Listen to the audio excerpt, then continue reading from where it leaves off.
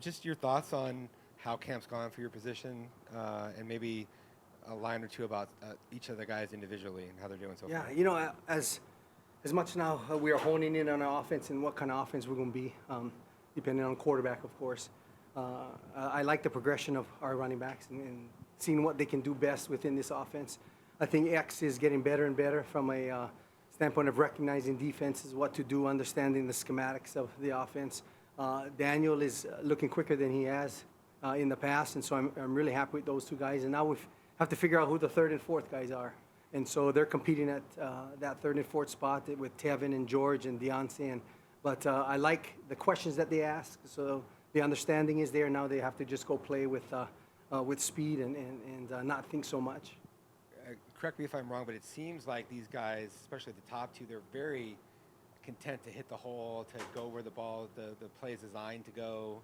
They're not spilling outside. They're not kind of freelancing and things like that. It seems very intense. Absolutely. I think those guys are very disciplined in their reads. They're one-cut guys that get vertical real quick, and I like that type of guys. And so we're trying to get a couple of our other backs from hippity-hoppity all around and hitting those holes, and hopefully they watch those two backs as they progress. But I like what I see out of those two guys. Jorge Rubino, Devil's Digest. Shaun, when you look at the first practice, you had Daniel right there taking instructions from you. How would you describe the evolution of his game? What is the biggest element do you think he had to overcome from the first day you saw him in practice until today?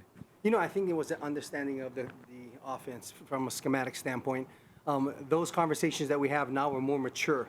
And so those are, Coach, do you think this?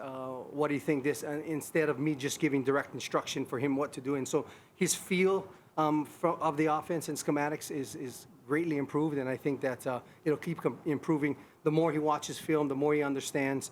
We like to watch film on other guys and their techniques, and how does it match up with their style. And so we're getting through those film, and I think they've been transitioning from the classroom to the field pretty well. Robbie, Jordan, and then Michael. Hi, Coach Robbie with Fox 10.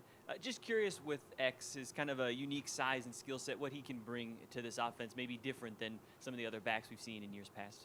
When we talk about that running back, he's a slasher type guy. I like the way he gets skinny in holes. I like the way he stays tight to double teams. That is natural from a running back standpoint. And so he gets downhill really quick. In film that we watch from Wyoming, I like his finish. And we don't tackle here at practice, so we can't see that finish. But I'm confident that he'll be a very, very productive back in this offense. Hey, Coach, Jordan Ham, Sports 360 AZ. When you think back to Daniel's recruitment, especially right before signing day, right before he made that commitment, just what memories jump out to you about that? Daniel's always been the quiet. He likes to process, but he's ultra competitive. And so when that time came, there was two guys that are looking at for that second back, and Daniel was one of them. And when he called me 2 days prior to committing, just the way he spoke to me and his conviction and his excitement, and so that's the guy that we went with, and I'm so happy that he's here. And then he had to wait as being the third down guy, waiting for his turn. And every time that we've put him in, he's been productive. And shame on me. Maybe he should have been that guy before, but I think he's followed the process. He's trusted the process, and now it's going to be his turn. Coach Michael Caratonito, Sideline Sports. When you look at, obviously, picking up blocking scheme and for the running backs and how they're adjusting to, but what about being receivers out of the backfield? As you just mentioned, obviously, depending on the quarterback, they're all getting reps. But how do you feel that they've adjusted as receivers coming out of the backfield? I think they do very well. Both X and Daniel and Tevin have been prior receivers in high school. I've looked at that in my recruitment. Where have they played other than just the running back position? And so those natural pass catchers, whenever I go recruit, I like those guys that played in the slot, have natural catching abilities. I think that translates well to being that third down back in the collegiate level. And so I'm very confident that of course, I'm very selfish too. I want to say, hey, just check down to the back. You throw the ball 60 yards and it's a touchdown, it's a 60-yard touchdown. Throw the ball 2 yards and he runs 58, same thing. And so get that ball on the check down. But I'm excited about their natural catching abilities. And then I know I always ask you, but how do you feel about how they've gelled with the offensive line, just picking up blocking schemes and like even say getting to holes, but more so in pass blocking? You know, Coach Cav and I, like we've said before, work together tremendously. And so a lot of those guys, they'll make the call. We have the authority to redirect the calls. And so they work in any of the pass schemes from a film standpoint, we work together. In any of the run schemes, we work together. And so a lot of our running backs understand every call that's going up front, not only from a run standpoint, but also a pass standpoint. And so they work together, and we work in groups together before we separate. And so I think that has helped us a lot. Shaun, I know this program takes a lot of pride in the players that came out of this program and being drafted in the NFL as they have, and also having the success that they're having. With Rashaad White right now probably slated to be the number 2 running back at Tampa Bay, is that running back that you think you're really going to study each and every week and maybe bring those clips into the film room, not only just to show the credibility of, you know, what can you become if you're a good running back here at Arizona State, but maybe also as, you know, some kind of a, you know, teaching tool for some of the younger or maybe less experienced running backs in this room? Absolutely. And you know, I think they learned from Rashaad because in his last semesters here, not only on the football field, he was a 4.0 GPA student. And so that brings a lot of character and leadership to that group. The thing that every cut-up that we make is either from prior practices in the spring or from the previous year. And most of those cut-ups that we put as learning tools are based upon Rashaad's. Then now he has a unique style that I think is a little bit different. He's more of a slider than a slasher like those guys, but from a standpoint of what we're trying to get done, I think he's a great tool. He's a great tool.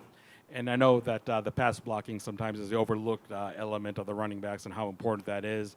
How pleased have you been with that aspect in specific from the beginning of preseason practices until today? You know, I think they're smaller in size than Rashaad, and Eno was a strong guy as well.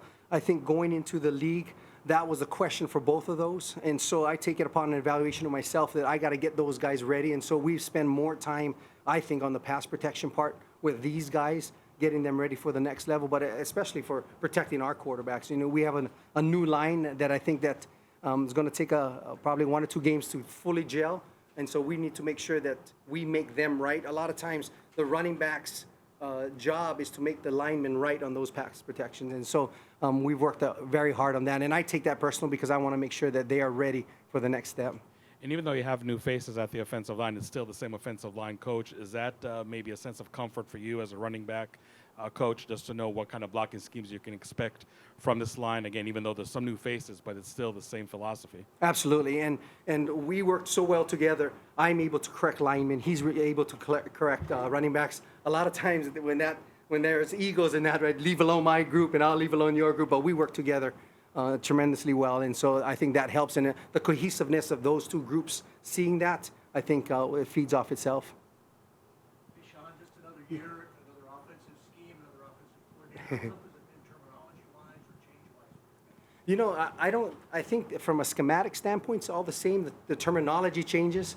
And I catch myself, Coach, in, you know, that was the play last year. And so in trying to figure it out in my mind to see it the way the new coordinator sees it, I'm excited about this scheme and what Coach Thomas has brought about it. But it is a learning process. And sometimes I'll say, you know, they'll ask me a question and I really don't know. I say, well, you need to go check it out. And then I go in the back and I make sure that I'm right as well. But just the terminology part is a little bit different, but I think schematics were pretty much the same.